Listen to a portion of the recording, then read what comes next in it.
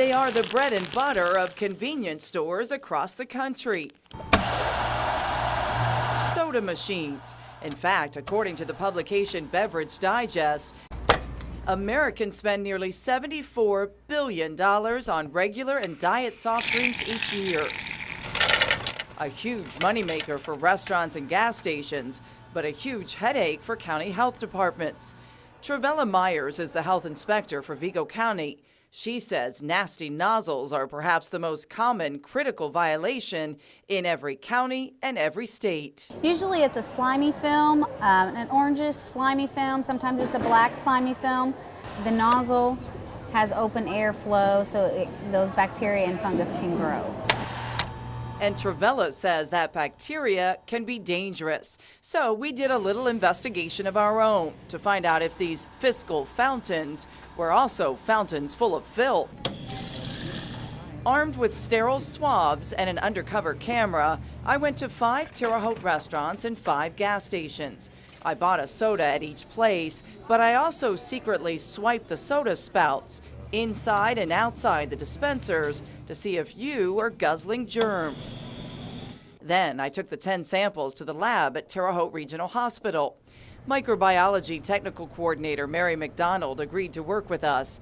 She streaked the findings from each place on auger plates, numbered them 1 through 10 only, no names, and put them in an incubator to grow at 36 degrees for 48 hours.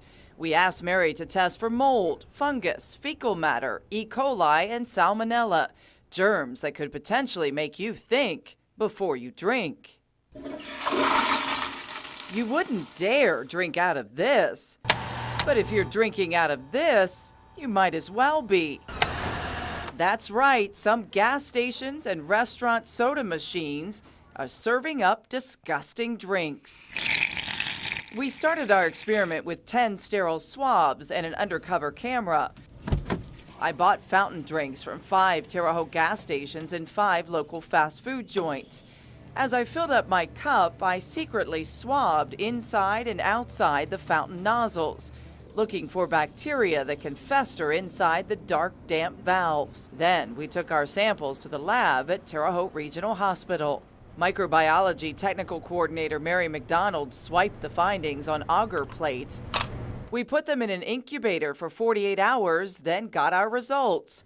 Results that made Mary and other lab workers shocked. I was surprised. I was very surprised. 4 out of the 10, you had your fecal contamination. 4 out of the 10 soda machines we tested, 40%, were squirting out liquids contaminated with fecal bacteria and E. coli.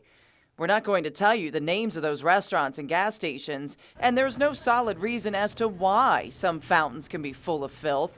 Clearly, the soda spouts aren't being disinfected daily, or some health experts believe bacteria can build up in the machine's plastic tubing. But the bottom line, no pun intended, is that in some cases you're drinking the same bacteria found in human feces. In a lot of the cultures, it was in such great amount that they grew the very first day. And then if it's on the top where you take a drink before you put your lid on, you've got a good concentration of it. As gross as the contamination sounds, Mary says it wouldn't make most people too sick, but it could provide you a slight case of food poisoning. People get diarrhea from that, and then they get upset stomach, and then they get dehydrated, and that's when it escalates. So the next time someone asks, "What are you drinking?" we may have given you some gross new reasons to skip the soda.